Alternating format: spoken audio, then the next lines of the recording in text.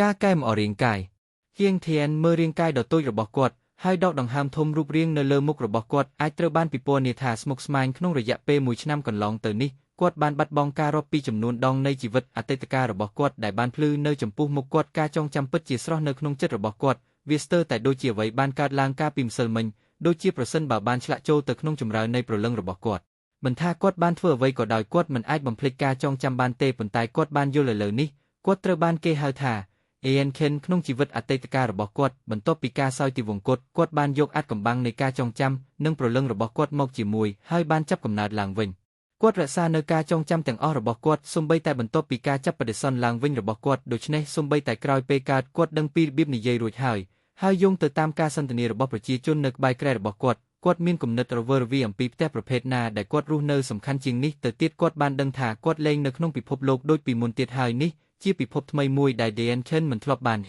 សូម្បីតែវិមាន Ian Ken រស់នៅក៏មានឈ្មោះ Changing Mansion វិមាននេះជាកម្មសិទ្ធិរបស់គ្រួសារមួយក្នុងចំណោមគ្រួសារកំពូលទាំង4របស់ទីក្រុង Luo ដែលនីមួយមានអំណាចនិងឥទ្ធិពលតាមពិតតែពុករបស់គាត់គឺជាមេដឹកនាំនៃត្រកូល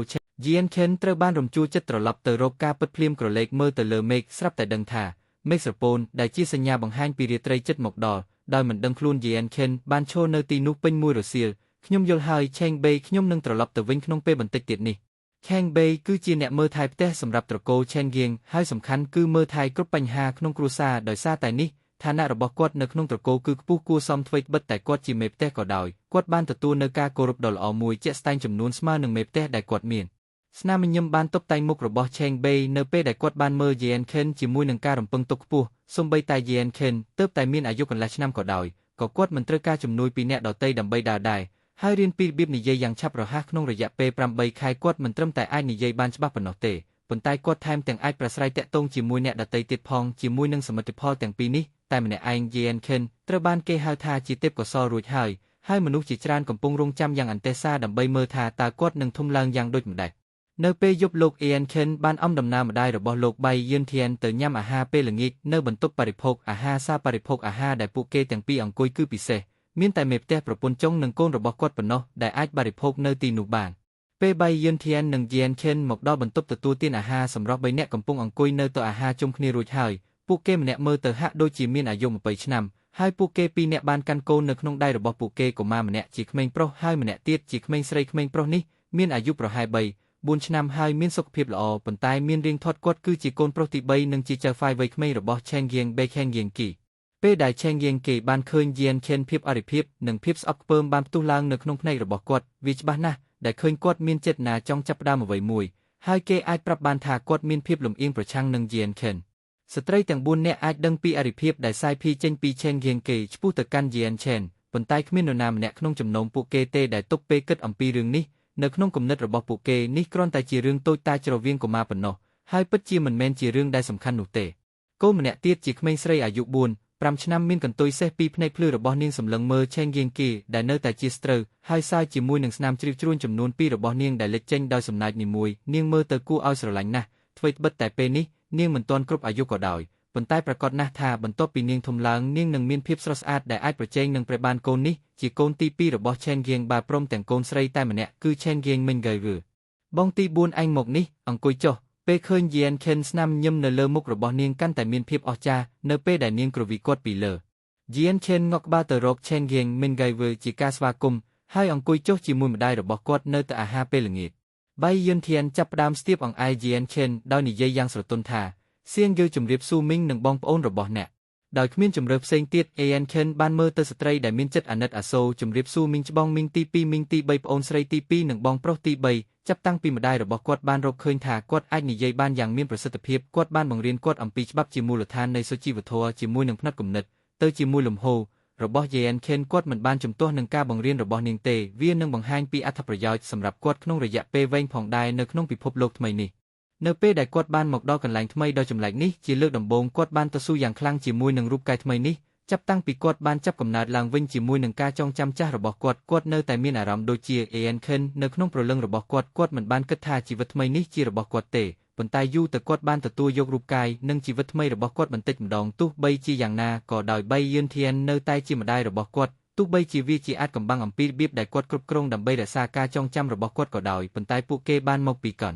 លែងមួយនៅលើពិភពលោកមួយផ្សេងទៀតវាគ្មានទំនាក់ទំនងនឹងពិភពលោកថ្មីនេះទេដូច្នេះហើយ Jian Ken បានសម្រេចចិត្តលាក់បាំងអនុស្សាវរីយ៍នៅក្នុងផ្នែកដ៏ជ្រៅនៃចិត្តរបស់គាត់វាដល់ពេលដែលត្រូវទទួលយកជីវិតថ្មីរបស់គាត់ហើយផ្ដល់ឲ្យវានូវអ្វីគ្រប់យ៉ាងដែលគាត់មាននារីទាំង3នាក់ញឹមដាក់ Jian Ken ស្ត្រីម្នាក់ក្នុងចំណោមស្ត្រីពាក់អាវពណ៌មាសបានសាយថាប្អូនស្រីយើងហាក់ដូចជាសេងធៀនកាន់តែមានភាពឆ្លាតវៃឡើងវាកាន់តែពិបាកទៅក្នុងការមើលឃើញគាត់នៅក្មេងអាយុ1ឆ្នាំស្ត្រីដែលបាននិយាយគឺជាភរិយាទី2របស់ Cheng Yingbai និងម្ដាយរបស់ Cheng Ying Mingai Wei Yushuang ត្រូវហើយប្អូនស្រីយើងអ្វីដែលបងស្រីទី2និយាយគឺត្រឹមត្រូវពីមួយថ្ងៃទៅមួយថ្ងៃខ្ញុំកាន់តែស្រឡាញ់ Cheng Thien អង្គុយក្បែរ Jian Ken ជាមួយនឹងរូបរាងស្ងប់ស្ងាត់គឺជានារីម្នាក់ទៀតក្នុងចំណោមនារីទាំង4នាក់នាងជាភរិយាទី3គឺ Ye Feng Yan Cheng Thien ពិតជាក្មេងឆ្លាតណាស់ដើម្បីអាចដើរបាននៅអាយុ6ខែហើយនិយាយបាននៅអាយុ8ឆ្នាំទាំងនេះគឺជាស្នាដៃដែលគ្មានក្មេងណាម្នាក់ទៀតអាយុរបស់គាត់អាចចម្លងបានឡើយខ្ញុំមានអារម្មណ៍ថាខ្លួនខ្ញុំខ្វល់ខ្វាយក្នុងការមើលថាតើគាត់មានថាមពលសេនប៉ុន្មាននៅពេលគាត់ឆ្លងកាត់ការធ្វើតេស្តក្នុងរយៈពេល2ឆ្នាំទោះបីជាខ្ញុំសង្ឃឹមដោយស្មោះថាគាត់នឹងផ្ដល់ឲ្យយើងនូវការភ្ញាក់ផ្អើលដ៏រីករាយនៅពេលដែលពេលវេលាមកដល់ស្ត្រីបន្ទាប់ដែលនិយាយនោះមានអាយុច្រើនគួរឲ្យកត់សម្គាល់ហើយហាក់ដូចជាមាននិស្ស័យជាងអ្នកដទៃនាងជាភរិយាទី1គឺលីងឡុងពេលលីងឡុងបញ្ចប់ការកាត់ទោសរបស់នាងសម្លេងបុរសដ៏ជ្រាលជ្រៅមួយបាននិយាយចេញមកថាខ្ញុំយល់ព្រមខ្ញុំទន្ទឹងរង់ចាំពេលដែលសេងធៀនឈានដល់ឆ្នាំទី3របស់គាត់សម្រាប់ការភ្ញាក់ផ្អើលដ៏រីករាយនេះផងដែរបុរសវ័យ30ឆ្នាំម្នាក់បានចូលទៅក្នុងបន្ទប់បរិភោគអាហារដោយដឹកខ្លួនតាមរបៀបរបស់មេជាមួយនឹងឆាងប៉ាពណ៌តុបតែងដោយគ្រោងពណ៌មាសនិងក្បាលសក់ខ្មៅដែលឈានដល់ស្មាបុរសនោះបានបញ្ចេញនៅបរិយាកាសដ៏ស្ងប់ស្ងាត់ប្តីពុកភ្លាមក្រោយពីឃើញបុរសនោះមនុស្ស7នាក់នៅតុទាំងអស់បានក្រោកឈរស្រែកមួយបន្ទាប់ពីគ្នា Jian Chen មិនមែនជាករណីលើកលែងទេហើយបានស្រែកឡើងយ៉ាងស្រទន់យុវជនម្នាក់នេះគឺជាមេនៃត្រកូល Cheng Ying គឺ Cheng Yingbai Cheng Yingbai ដើរចុះមកទៅអាហារពេលល្ងាចហើយអង្គុយចុះដោយស្នាមញញឹមទន់ភ្លន់ដោយក្រឡេកមើល Jian Chen គាត់បានសួរថាសៀងគឺតើអ្នកមានអារម្មណ៍រីករាយក្នុងការរស់នៅទីនេះទេ Jian Chen ងក់ក្បាលបាទស្នាមញញឹមដាក់លើមុខ Cheng Yingbai សៀងគឺប្រសិនបើអ្នកធ្លាប់មានអារម្មណ៍ថាបិទទ្វារក្នុងផ្ទះចាស់ដ៏ទ្រុឌទ្រោមនេះសូមមានសេរីភាពក្នុងការស្វែងយល់ពីខាងក្រៅហើយទទួលបានបទពិសោធន៍ដោយខ្លួនអ្នកផ្ទាល់ដឹងហើយលោកឪពុក Jian Chen បានឆ្លើយតប Chen Yingbai សប្បាយចិត្តដែលមិនអាចពិពណ៌នាបានថា Jian Chen ឆ្លាតប៉ុណ្ណាហើយគាត់ខុសពីក្មេងអាយុ1ឆ្នាំប៉ុណ្ណាអាហារពេលល្ងាចជាលក្ខណៈគ្រួសារបានប្រព្រឹត្តទៅដោយភាពរីករាយហើយអាហារត្រូវបានប្រើប្រាស់យ៉ាងរហ័សបន្ទាប់មក Jian Chen បានត្រឡប់ទៅបន្ទប់របស់គាត់តែម្នាក់ឯងតាមអាយុគាត់គួរតែបានដេកក្នុងបន្ទប់ជាមួយម្ដាយគាត់ប៉ុន្តែគាត់បានសុំគាត់ចង់បានបន្ទប់ផ្ទាល់ខ្លួនតាក់ទងនឹងសំណើនេះលោក Jian Chen បានរឹងមាំហើយនឹងមិនត្រូវបានគេបញ្ចុះបញ្ចូលឡើយបៃយឿនធៀនបានបញ្ចប់ការទទួលយកសំណើរបស់គាត់ដូច្នេះហើយនៅយប់នោះ Jian Chen បានអង្គុយលើគ្រែរបស់គាត់ដោយដៃទាំងពីររបស់គាត់លុតជង្គង់របស់គាត់បាតដៃរបស់គាត់បែរមុខទៅខាងលើដូចមុខរបស់គាត់ដែរនៅពេលដែលគាត់បានដើរដោយស្ងៀមស្ងាត់តាមរយៈចលនានៃការអនុវត្តគោលការណ៍ដំបូងនៃច្បាប់ដាវអេហ្សូលិតច្បាប់ដាវអេហ្សូលិតនេះគឺជាអ្វីដែល Jian Chen បានសិក្សាអស់រយៈពេល20ឆ្នាំនៅក្នុងពិភពលោកមុនរបស់គាត់ហើយបានក្លាយជាអាវុធដ៏ខ្លាំងបំផុតនៅក្នុងឃ្លាំងរបស់គាត់វាជាប្រភេទនៃការដាំដុះដែលមានទាំងកម្រនិងទ្រង់ទ្រីធំវាមានគោលការណ៍ដែលស៊ីជម្រៅហើយក៏មានបច្ចេកទេសខ្លាំងជាច្រើនផងដែរច្បាប់ដាវអេហ្សូលិតគឺជាអ្វីមួយដែល Jian Chen បានចំពុបដួលនៅពេលគាត់នៅក្មេងគាត់បានធ្លាក់ពីច្រាំងថ្មដោយចៃដន្យពេលកំពុងលេងនៅលើភ្នំហើយអាចរួចផុតពីការធ្លាក់ចុះដោយចុះចតក្នុងអាងទឹកពេលភ្ញាក់ពីដំណេកគាត់បានប្រទះឃើញខ្លួនជាប់ក្នុងរូងដោយមានត្រីជាប្រភពអាហារតែមួយគត់របស់គាត់បន្ទាប់ពីរកឃើញសៀវភៅណែនាំនេះគាត់បានលះបង់ខ្លួនឯងដើម្បីរៀនវាហើយទីបំផុតបានជោគជ័យបន្ទាប់ពី10ឆ្នាំដោយការទម្លាយផ្លូវរបស់គាត់អាចលោតចេញពីរូងភ្នំត្រឡប់ទៅដីខាងលើវិញ Jian Chen គឺជាក្មេងកំព្រាក្នុងសម័យសង្គ្រាមដែលត្រូវបានជីតានិងជីដូនរបស់គាត់នាំយកមក10ឆ្នាំកន្លងផុតទៅពេលដែលគាត់ជាប់នៅក្នុងរូងភ្នំដូច្នេះពេលគាត់ត្រឡប់មកភូមិវិញជីដូនជីតារបស់គាត់ក៏បានលាចាកលោកទៅដោយជរាជាយូរយារណាស់មកហើយបន្ទាប់ពីបានគោរពដល់ពួកគេហើយឥឡូវនេះ Jian Chen នៅតែម្នាក់ឯងបានចាក់ចេញពីភូមិភ្នំតូចរបស់គាត់ដើម្បីធ្វើដំណើរជុំវិញពិភពលោកដោយខ្លួនឯង Jian Chen បានទទួលយកអ្វីដែលជីវិតបានផ្ដល់ឲ្យគាត់ក្នុងជីវិតអតីតកាលរបស់គាត់ហើយគាត់បានទទួលយកជីវិតថ្មីនេះផងដែរជាមួយនឹងការទទួលយកនេះគាត់បានចាប់ផ្ដើមដាំដុះនិងកែមករាងកាយរបស់គាត់អស់រយៈពេលកន្លះឆ្នាំត្រៀមខ្លួនដើម្បីស្ដារកម្លាំងឡើងវិញច្បាប់ដាវអេហ្សូលិតត្រូវបានបែងចែកជា12ស្រទាប់ផ្សេងគ្នាស្រទាប់ទី1កំពុងដាំដុះរាងកាយពាក្យសាមញ្ញមួយគឺថាបើចង់បានក្បាច់គុណខ្លាំងនោះត្រូវតែមានរាងកាយមាំមួនជាមុនសិនយ៉ាងណាមិញសិល្បៈក្បាច់គុណពឹងផ្អែកលើការប្រើប្រាស់រាងកាយប្រកបដោយប្រសិទ្ធភាពដូច្នេះហេតុអ្វីបានជាស្រទាប់ដំបូងនៃច្បាប់ Azoulite Sword គឺតាក់ទងនឹងរាងកាយអ្នកលេងក្បាច់គុណភាគច្រើនពឹងផ្អែកលើការពង្រឹងរាងកាយរបស់ពួកគេដើម្បីពង្រឹងកម្លាំងរបស់ពួកគេដូច្នេះហើយពួកគេនឹងពង្រឹងរាងកាយរបស់ពួកគេហើយបញ្ចប់ដោយសាច់ដុំប៉ោងគ្រប់ទីកន្លែងវាច្បាស់ណាស់ ដោយភ្នែកទទេថាតើនរណាម្នាក់ខ្លាំងប៉ុណ្ណាដោយការកសាងតែម្នាក់ឯងមនុស្សមួយចំនួនថែមទាំងបានសាងសង់រាងកាយរបស់ពួកគេរហូតដល់ឆ្អឹងរបស់ពួកគេរឹងដូចរបាដែកដែលបានពង្រឹងចំពោះ AN ខិនវិធីសាស្ត្រហ្វឹកហាត់រាងកាយប្រភេទនេះនឹងបំផ្លាញរាងកាយតែប៉ុណ្ណោះហើយរឹតតែបង្រួមសក្តានុពលរបស់រាងកាយមនុស្សប៉ុណ្ណោះដូច្នេះអ្វីត្បិតតែវិធីនេះអាចបង្កើនកម្លាំងរបស់មនុស្សម្នាក់លើសមនុស្សធម្មតាក៏ដោយក្នុងពេលជាមួយគ្នានោះវានឹងនាំមកនូវការខូចខាតដល់រាងកាយយ៉ាងច្រើនអ្នកដែលបានហ្វឹកហាត់បែបនេះជាទូទៅមានអាយុខ្លីនៅពេលដែលពួកគេស្ថិតក្នុងដំណាក់កាលមនុស្សចាស់ជំងឺនិងការចុះខ្សោយនៅក្នុងរាងកាយនឹងកើតឡើងនៅព្រៃកង់ខ្ពស់សម្រាប់ពួកគេអ្នកក្បាច់គុណដែលវង្វេងក្នុងពិភពលោកមាននិកាយផ្សេងគ្នាជាច្រើនជាមួយវិធីបណ្ដុះរាងកាយប៉ុន្តែចំពោះ Yen Ken វិធីសាស្ត្រទាំងនេះគឺមធ្យមទាំងនេះមិនមែនជាផ្លូវត្រឹមត្រូវដែលត្រូវដើរនោះទេសូម្បីតែផ្លូវ Shaolin របស់ Yewen Yeng ក៏មិនមានករណីលើកលែងដែរ Full note Haps BBN Wikipedia org wiki Bevinging ទោះបីជាគោលការណ៍របស់ Yewen Yeng មានភាពស្អាតស្អំក្នុងការបណ្ដុះកម្លាំងខាងក្នុងនិងវិធីដែលវាពង្រឹងសាច់ដុំខាងក្រៅក៏ដោយប៉ុន្តែវិធីនៃការពង្រឹងរាងកាយរបស់ Yewen Yeng នៅតែដែលវាមិនបានពង្រឹងស្នូលរបស់មនុស្សទេហើយផ្ដោតតែលើកម្លាំងខាងក្រៅប៉ុណ្ណោះនេះមិនអាចចាត់ទុកថាជាចំណុចកំពូលនៃការបណ្ដុះរាងកាយទេបើមិនបានកំណត់គោលដៅលើរាងកាយទាំងមូលវិធីសាស្ត្រដែលបានសរសេរនៅក្នុងច្បាប់ Azulet Sword គឺពិតជាមានអត្ថន័យជ្រាលជ្រៅនិងវេទមន្តតាមរយៈការស្រូបយកទាំងឯនៃស្ថានសួគ៌និងផែនដីហើយបន្ទាប់មកផ្លាស់ប្ដូរវាមនុស្សម្នាក់អាចបញ្ចូលវានៅក្នុងឆ្អឹងនៃរាងកាយនេះអនុញ្ញាតឲ្យគ្រប់សរីរាង្គនិងសូម្បីតែកោសិកានីមួយក្នុងរាងកាយត្រូវបានពង្រឹងដល់កម្រិតរបស់វាភាពទន់ខ្សោយដើមនឹងត្រូវបានបោះចោលហើយរាងកាយនឹងឈានដល់ស្ថានភាពដ៏ល្អប្រសើរបំផុតខណៈពេលដែលផ្ដល់ឲ្យរាងកាយនៅអត្ថប្រយោជន៍គ្មានទីបញ្ចប់ដូចជាអាយុវែងនៅពេលដែលនរណាម្នាក់អនុវត្តវិធីសាស្ត្រក្រោយទៀតរាងកាយរបស់nokនឹងឈានដល់កម្ពស់ថ្មីនៅក្នុងកម្លាំងហើយដោយដែលច្បាប់ដាវ Evulet បានបង្ហាញប្រសិនបើមនុស្សម្នាក់អាចឈានដល់កម្រិតខ្ពស់បំផុតនៃការដាំដុះរាងកាយនោះពួកគេអាចរស់នៅបានយូរដូចមេឃនិងផែនដីទោះយ៉ាងណាក៏ដោយវិធីសាស្ត្រនេះត្រូវបានផ្សារភ្ជាប់ជាមួយនឹងកម្លាំងផ្ទាល់ខ្លួនប្រសិនបើឯរបស់នរណាម្នាក់ខ្លាំងជាងរាងកាយនោះ Azulet Sword ឡៅនឹងប្រើហើយនោះហើយបញ្ចូលវាទៅក្នុងរាងកាយដើម្បីឲ្យកាន់តែរឹងមាំក្នុងករណីដែលរាងកាយរបស់មនុស្សម្នាក់និងកម្លាំងវាយរបស់នរណាម្នាក់ស្ថិតក្នុងលំនឹងមួយនោះមនុស្សម្នាក់នឹងត្រូវធ្វើការបំបែកខ្លួនដើម្បីឈានទៅដល់កម្រិតបន្ទាប់មានតែជាមួយនឹងវត្តនេះទេដែលមនុស្សម្នាក់អាចកែមករាងកាយទាំងមូលរបស់ពួកគេជាបន្តបន្ទាប់ដោយគ្មានដែនកំណត់ Yen Ken កំពុងស្រូបយករបស់ពិភពលោកបន្តិចម្ដងនៅក្នុង stream ដែលមិនធ្លាប់មានហើយកំពុងចរាចរវាជារង្វង់ពេញរាងកាយរបស់គាត់បន្ទាប់មកនៅក្រោមការគ្រប់គ្រងរបស់ Yen Ken នោះនឹងត្រូវបានបញ្ចូលទៅក្នុងកោសិកានិងសរីរាង្គរបស់គាត់ចាប់តាំងពីគាត់បានមកដល់ពិភពលោកថ្មីដ៏ចម្លែកនេះរឿងមួយក្នុងចំណោមរឿងមួយចំនួនដែលធ្វើឲ្យ Yen Ken រំភើបនោះគឺ World Essence គឺក្រាស់ខ្លាំងណាស់ប្រហែលជាក្រាស់ជាង100ដងនៅក្នុងពិភពលោករបស់គាត់បើប្រៀបធៀបទៅនឹងពិភពលោកមុនលោក Yen Ken គ្មានកន្លែងដែលត្រូវទៅក្រៅពីជួរភ្នំចាស់ដែលជាកន្លែងដែលគាត់បានស្លាប់ពិភពលោកមួយគឺជាឋានសួគ៌ពិភពលោកមួយទៀតគឺជាឋានរកភាពខុសគ្នាគឺអាចមើលឃើញយ៉ាងច្បាស់ដូច្នេះ Yen Ken សប្បាយចិត្តយ៉ាងខ្លាំងចំពោះរឿងនោះទោះជាយ៉ាងណាក៏ដោយអ្វីដែល Yen Ken មិនអាចយល់បាននោះគឺភាពខុសគ្នារវាង World Essence នៃពិភពលោកនេះនិង World Essence នៃពិភពលោកអតីតកាលរបស់គាត់ខណៈពេលដែលអ្នកទាំងពីរមានអារម្មណ៍ដូចគ្នា Yen Ken បានរកឃើញដោយប្រុងប្រយ័ត្នថា World Essence មានថាមពលបន្ថែមថាមពលប្រភេទនេះគឺជាផ្នែកតូចមួយនៃ World Essence ហើយត្រូវបានតាក់ទងគ្នាទៅវិញទៅមកដូចជាការបញ្ចូលគ្នាដើម្បីកុំឲ្យពួកគេបែកគ្នា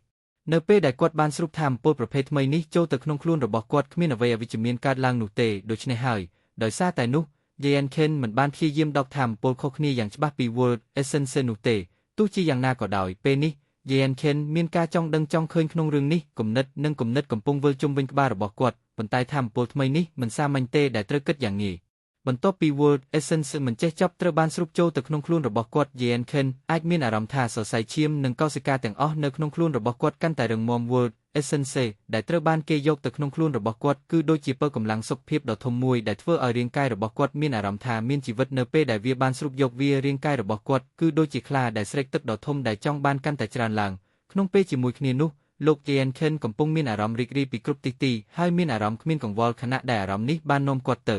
ងេក្នុងមួយរំពេចឆ្នាំមួយទៀតបានកន្លងផុតទៅ Yen Ken បានរស់នៅក្នុងពិភពលោកដ៏ចម្លែកនេះអស់រយៈពេល2ឆ្នាំមកហើយក្នុងអំឡុងពេល2ឆ្នាំនោះ Yen Ken មិនបានដើរមួយជំហានចេញក្រៅវិមានឆេងហ្គៀងទេជារៀងរាល់ថ្ងៃក្នុងអំឡុងពេលទំនេររបស់គាត់ Yen Ken តែម្នាក់ឯងនៅក្នុងបន្ទប់របស់គាត់ដោយអនុវត្តគោលការណ៍ដំបូងនៃច្បាប់ Azulet Sword ការដាំដុះរាងកាយប្រហែលជាដោយសារតែ World Essence នេះគឺក្រាស់ជាង World Essence 100ដងនៅក្នុងពិភពលោកអតីតកាលរបស់គាត់ប៉ុន្តែក្នុងរយៈពេល1ឆ្នាំ Yen Ken បានទទួលជោគជ័យធំរួចហើយក្នុងការបណ្ដុះរាងកាយរបស់គាត់ក្នុងពេលបច្ចុប្បន្ននេះដោយគ្មានការសង្ស័យប្រសិនបើមនុស្សម្នាក់កាន់ដាវមធ្យមមកលើគាត់នោះ រាងកាយរបស់គាត់នឹងមិនត្រូវបានគេកោសទាល់តែសោះគាត់បានហ្វឹកហាត់រាងកាយរបស់គាត់យ៉ាងខ្លាំងរហូតដល់កាត់តែមួយដងក៏មិនបានដែរជាការពិតណាស់នេះគ្រាន់តែជាអ្វីដែល Jen Ken បានគិតពីខ្លួនឯងប៉ុណ្ណោះគាត់នឹងមិនហ៊ានសាកល្បងវាដោយខ្លួនឯងនោះទេក្នុងមួយឆ្នាំកន្លងទៅនេះរាងកាយរបស់ Jen Ken កំពុងអភិវឌ្ឍក្នុងអត្រាដ៏លឿនបែបនេះវាមិនអាចស្មានដល់ក្នុងរយៈពេលមួយឆ្នាំគាត់បានឡើងដល់កម្ពស់2 ម៉ែត្ររួចទៅហើយជាកម្ពស់មិនប្រក្រតីសម្រាប់ក្មេងអាយុ2ឆ្នាំកម្ពស់នេះបានធ្វើឲ្យគាត់មើលទៅជិតអាយុ5 ឬ 6 ឆ្នាំជំនួសវិ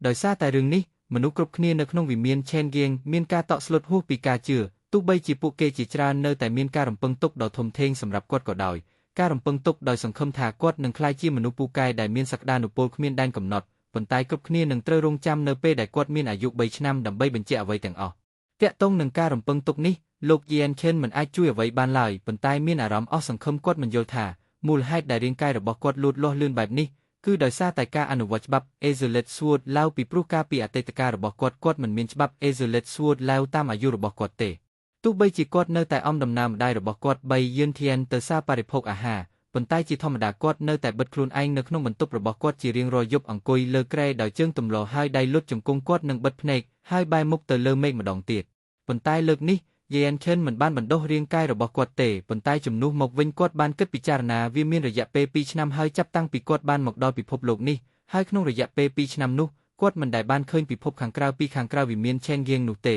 េគាត់បានចំណាយពេលភាគច្រើននៃថ្ងៃរបស់គាត់ជាប់គាំងដើម្បីបណ្ដុះរាងកាយរបស់គាត់រហូតមកដល់ពេលនេះគាត់នៅតែមិនបានយល់ច្រើនអំពីពិភពលោកនេះទេនៅខាងក្រៅវិមាន Chen Giang គាត់ស្ទើរតែមិនដឹងអ្វីអំពីពិភពលោកនេះសូម្បីតែពិភពលោកខាងក្រៅមើលទៅដូចអ្វីក៏ដោយគាត់យល់ក្នុងចិត្តថាក្នុងភ្នែកអ្នកដទៃគាត់ជាក្មេងប្រុសអាយុ2ឆ្នាំជាទូទៅក្មេងប្រុសអាយុ2ឆ្នាំម្នាក់នឹងត្រូវបានឪពុកម្ដាយស្រឡាញ់ចូលចិត្តដោយរីករាយខណៈពេលដែលធំឡើងដោយគ្មានកង្វល់ទោះជាយ៉ាងណា Yen Chen នឹងមិនស្ថិតក្នុងស្ថានភាពនោះតតែសោះនៅពេលគាត់កំពុងគិតលើគ្រែរបស់គាត់ទីបំផុត Yen Chen បានសម្រេចចិត្តថានៅព្រឹកស្អែកគាត់នឹងសួរឪពុកម្ដាយរបស់គាត់វាមានសារៈសំខាន់សម្រាប់គាត់ក្នុងការដឹងនិងយល់ពីអ្វីដែលពិភពលោកខាងក្រៅមាននៅក្នុងពិភពលោកនេះបន្ទាប់ពីគិតរួច Yen Chen បើកភ្នែកយឺតហើយចុះពីលើគ្រែយប់នេះគាត់នឹងមិនលើករាងកាយរបស់គាត់នៅលើគ្រែដូចធម្មតាទេប៉ុន្តែគាត់បានឈរនៅកណ្ដាលបន្ទប់របស់គាត់ដោយបិទភ្នែករបស់គាត់នៅក្នុងគំនិតរបស់ Yen Chen ជើងដ៏អាចកំបាំងមួយគូបានចាប់ផ្ដើមលេចឡើងបន្ទាប់មករូបភាពមួយបានលេចឡើងនៅក្នុងចិត្តរបស់ Yen Chen ដូចជាខ្សែភាពយន្តមួយរូបនេះហាក់មិនឈប់ឈរឡើយប៉ុន្តែអ្វីដែលគាត់អាចមើលឃើញគឺជារូបរាងពាក់អាវឆាងប៉ាវពណ៌សវាជាយុវជនម្នាក់ដែលកាន់ដាវដែលកំពុងដើរកាត់ដីដ៏អាចកំបាំងមួយយ៉ាងលឿនគាត់ដើរលឿនណាស់ដែលមនុស្សធម្មតាពិបាកមើលគាត់ច្បាស់ដោយសារតែយុវជនរូបនេះដើរលឿនពេកទោះបីជាបន្ទប់គាត់នៅមានតិចក៏ដោយក៏រូបភាពជាច្រើនបានតាមពីក្រោយគាត់តួលេខនេះគឺជាការចាប់កំណើតពីមុនរបស់ Yen Chen ហើយជំហានដែលកំពុងលេចឡើងគឺពិតជានិមិត្តសញ្ញា Azulet Sword Law ដែលពិតជារូបភាពអាចកំបាំងខណៈពេលព្រឹកព្រលឹមភ្លឺតាមកញ្ចក់បង្អួចចូលទៅក្នុងបន្ទប់របស់គាត់ Yen Chen ស្រាប់តែបើកភ្នែកឡើងខណៈដែលគាត់ឈរនៅកណ្ដាលបន្ទប់នៅក្នុងម៉ោងនេះទីបំផុតគាត់បានផ្លាស់ប្ដូរជើងរបស់គាត់បានធ្វើចលនាយ៉ាងលឿនដែលវាជាការព្រើលដើម្បីឲ្យជើងរបស់គាត់រក្សាល្បឿនប្រភេទនេះបានមួយរយៈសំបីតែអ្នកក្បាច់គុនភាគច្រើនក៏មិនអាចរក្សាបានក្នុងលក្ខខណ្ឌនេះដែរជើងរបស់ Yen Chen កំពុងធ្វើចលនាក្នុងវិធីអាចកំបាំងមួយខណៈដែលគាត់ដើរក្នុងកន្លងជាក់លាក់មួយនៅពេលគាត់រើជុំវិញបន្ទប់របស់គាត់យ៉ាងលឿនជើងរបស់គាត់បានផ្ទុះខ្យល់គួចតូចមួយដោយសារតែចលនាលឿនបំផុតដែលគាត់កំពុងធ្វ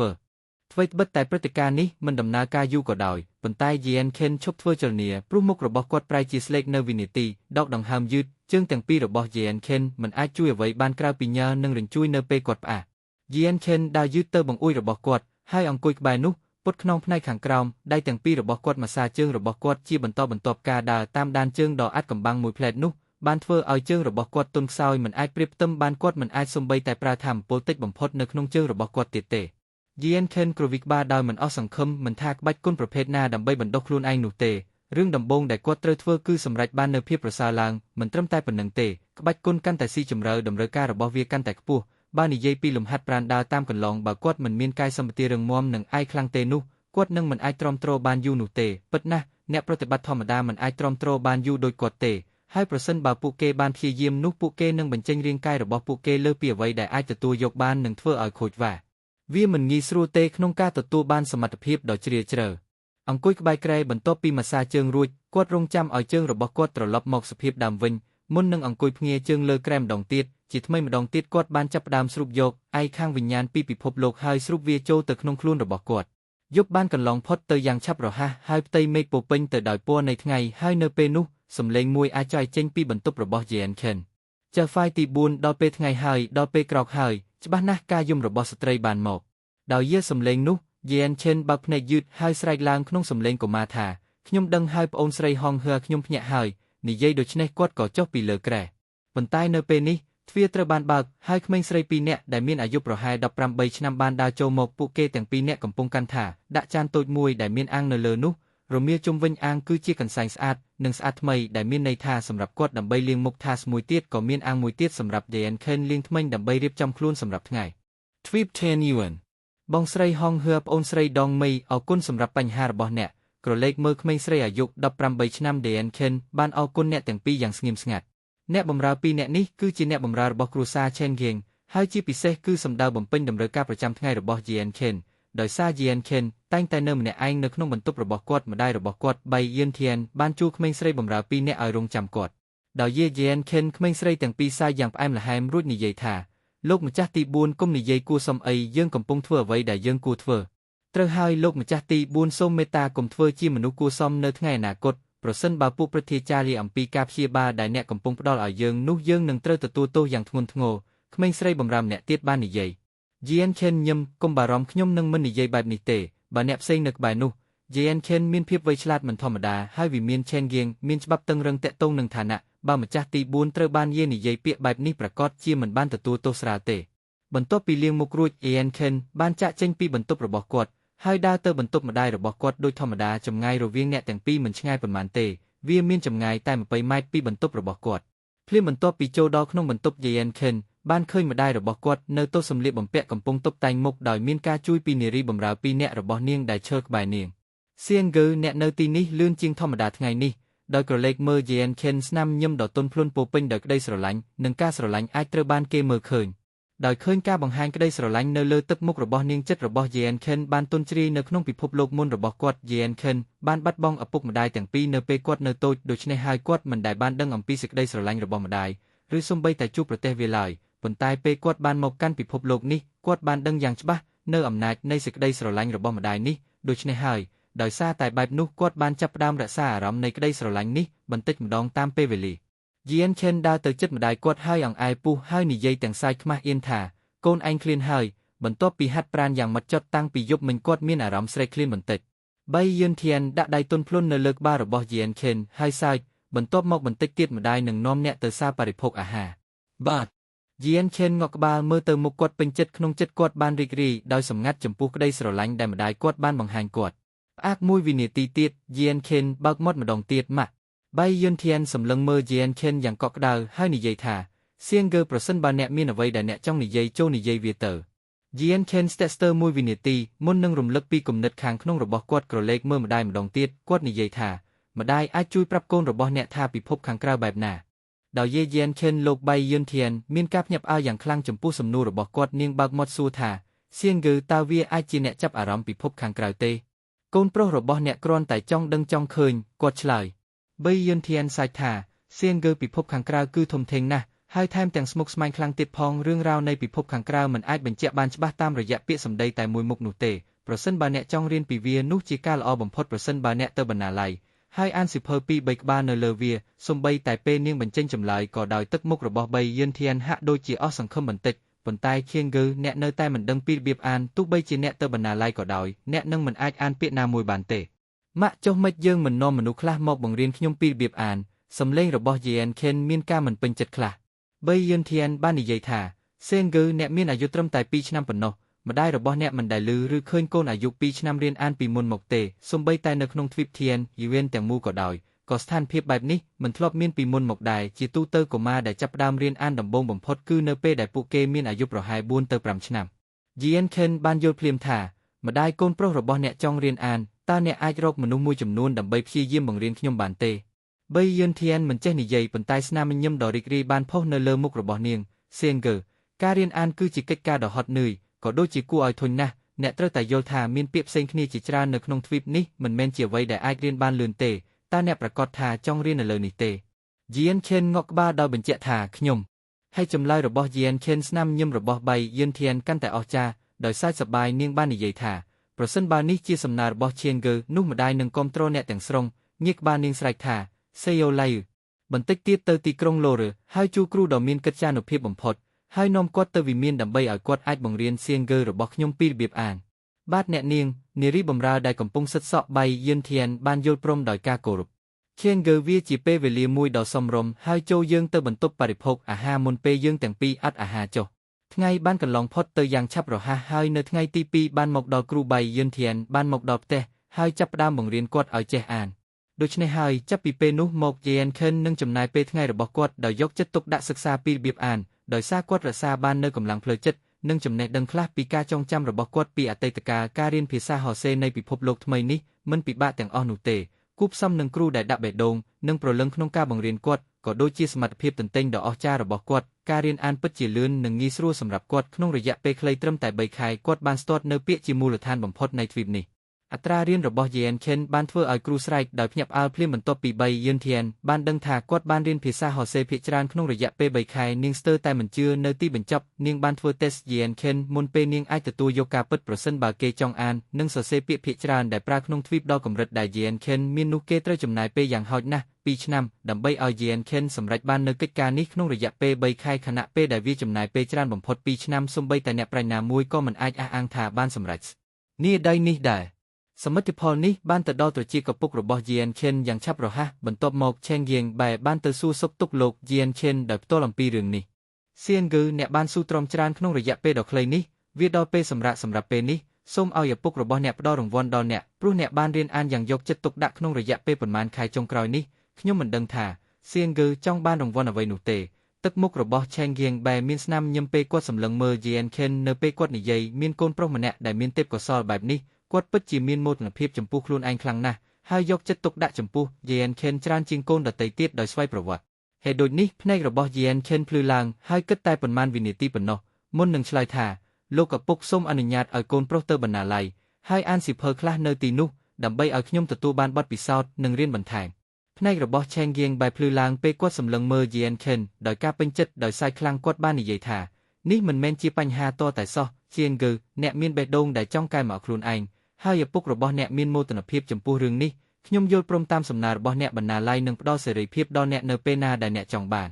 នអរគុណលោកឪពុកទឹកមុខរបស់យេនខិនបញ្ចេញទឹកមុខរីករាយដើម្បីអាចចូលបណ្ណាល័យគឺជាសមិទ្ធផលដែលយេនខិនពិតជាអាចសប្បាយចិត្តយ៉ាងណាមិញគាត់បានយល់ថាបណ្ណាល័យមិនមែនជាកន្លែងដែលអ្នកណាអាចដើរចូលដោយសេរីនោះទេមនុស្សម្នាក់ត្រូវតែមានអាយុ6ឆ្នាំឬចាស់ជាងនេះហើយត្រូវចុះមកដោយផ្ទាល់ពីត្រកូលឆេនយៀងដើម្បីចូលជាការពិតណាស់ប្រសិនបាននរណាម្នាក់បានទទួលការអនុញ្ញាតពីអ្នកដឹកនាំត្រកូលនោះតម្រូវការអាចត្រូវបានលើកលែងមិនយូរប៉ុន្មានឆេនយៀងបែបានចាប់ផ្ដើមនិយាយទៅកាន់យេនខិនមួយសន្ទុះមុនពេលចាក់ចេញពីបន្ទប់របស់គាត់បន្ទាប់ពីគាត់បានចាក់ចេញយេនខិនមិនអាចអង្គុយនៅក្នុងបន្ទប់របស់គាត់ទៀតទេភ្លាមនោះគាត់ចេញពីបន្ទប់គាត់សម្ដៅទៅកាន់បណ្ណាល័យបន្ទាប់ពីបានរៀនពីរបៀបអានអស់រយៈពេល3ខែវាបាននាំទៅដល់ពេលវេលានៃការចូលបណ្ណាល័យនិងស្វែងរកព័ត៌មានទាក់ទងនឹងពិភពខាងក្រៅទោះបីជាមិនមានព័ត៌មានលម្អិតច្រើនអំពីពិភពខាងក្រៅនៅក្នុងសៀវភៅក៏ដោយយេនខិនអាចតែងតែទៅសួរម្ដាយរបស់គាត់ប៉ុន្តែសៀវភៅពិតជាមានព័ត៌មានលម្អិតច្រើនជាងម្ដាយរបស់គាត់ក៏ដូចជាមានភាពទូលំទូលាយផងដែរជាលទ្ធផលយេនខិនបានដាក់សារៈសំខាន់បន្ថែមទៀតលើសៀវភៅ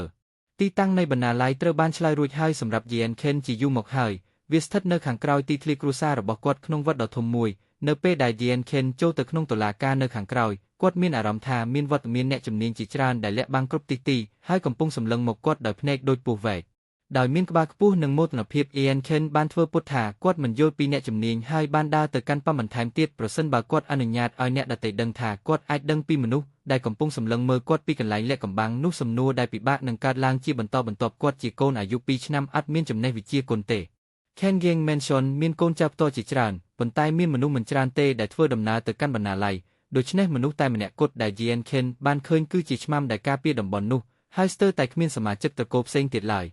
យេនខិនប្រញាប់ទៅទ្វារប៉ាំមុននឹងឈប់ងើបក្បាលឡើងឃើញក្តារបន្ទះដ៏ធំបំផុតព្យួរពីលើទ្វារប៉ាំពាក្យថា Book Pavilion ត្រូវបានសរសេរជាអក្សរប្រឌិតដោយមានឆ្មាំ2នាក់ឈរនៅខាងក្រោមពេលគាត់មើលឆ្មាំទាំងពីរគាត់អាចប្រាប់ថាឆ្មាំទាំងនេះមិនខ្វះកម្លាំងទេដោយរងចាំទ្វារបើកលោកយេនខិនបានដើរចូលដោយផ្ទាល់ដោយមិនត្រូវបានអ្នកយាម2នាក់រារាំងឡើយពួកវាស្ទើរតែដូចជាចម្លាក់ឈើដែលឈរដោយមិនមានចលនានៅចំហៀងជាមួយនឹងក្នុងរបស់ពួកគេត្រង់សំបីតែពេលយេនខិនបានបង្ហាញខ្លួនហើយអ្នកទាំងពីរមិនបានស្វាគមន៍គាត់ឡើយ នៅពេលដែល Yen Ken ចូលទៅក្នុងប៉មខាងក្នុងជ្រកកបៀងដ៏វែងនិងតូចចង្អៀតបានស្វាគមន៍ភ្នែករបស់គាត់វាជាពេលថ្ងៃនៅខាងក្រៅហើយពន្លឺបានចាំងចុះមកយ៉ាងស្រស់ស្អាតដែលបន្សល់ទុកនៅទិដ្ឋភាពដូចអ្នកដទៃនៅលើជញ្ជាំងនៃជ្រកកបៀងមានគុជព្រះច័ន្ទភ្លឺមួយត្រូវបានព្យួរហើយបញ្ចេញពន្លឺបំភ្លឺផ្លូវជ្រកកបៀងមានប្រវែងវែងណាស់មុននឹងបំបែកជាពីរផ្លូវ Yen Ken បានប៉ាន់ប្រមាណថាផ្លូវទាំងពីរដើរតាមជ្រុងម្ខាងនៃប៉មមុននឹងត្រឡប់មកវិញម្ដងទៀតបន្ទាប់ពីចម្ងាយឆ្ងាយចៅហ្វាយទី4មេក្រុមបាននិយាយថាអ្នកមានសិទ្ធិចូលទៅផ្នែកខាងឆ្វេងនៃប៉មសំឡេងមនុស្សចាស់បានបន្លឺឡើងចេញពីស្រមោលយឺតជាមនុស្សរាងខ្ពស់ Yen Ken ងាកក្រោយយករឿងនេះទោះបីជាពន្លឺនៅក្នុងផ្នែកនៃប៉មនេះមានភាពស្រអាប់ក៏ដោយក៏គាត់អាចបង្កើតរូបរាងរបស់តួអង្គបានយ៉ាងច្បាស់នៅកណ្ដាលស្រមោលវាជាមនុស្សវ័យចំណាស់ម្នាក់ដែលមានសក់និងមានស្នាមជ្រួញពេញខ្លួនពាក់អាវប្រាក់ចាងពើដែលគ្មានពណ៌អ្វីផ្សេងសូម្បីតែគាត់មានរូបរាងធម្មតាក៏គ្មានអ្នកណាសង្ស័យថាគាត់មិនខុសពីបុរសវ័យចំណាស់ធម្មតាម្នាក់ដែរមិនថា Yen Ken សម្លឹងមើលបុរសចំណាស់ប៉ុណ្ណានោះទេគាត់មើលមិនឃើញអ្វីក្រៅពីភាពស្លូតបូតទោះបីគាត់នៅតែមិនហ៊ានមើលស្រាបុរសចំណាស់ក៏ដោយវាជាសភាពគាត់ខាងក្នុងរបស់គាត់ដែលប្រាប់គាត់ថាមនុស្សចាស់នេះជាអ្នកជំនាញដែលមានកម្លាំងមិនធម្មតាបុរសខ្លាំងបំផុតដែលគាត់បានឃើញចាប់តាំងពីគាត់បានចូលក្នុងពិភពលោកនេះគឺឪពុករបស់គាត់ឈ្មោះ Chen Yingbai ប៉ុន្តែវាមិនអាចទៅរួចទេក្នុងការវាស់វែងឪពុករបស់គាត់ទៅនឹងអ្វីដែល Yen Ken កំពុងមានអារម្មណ៍ពីបុរសចំណាស់នេះ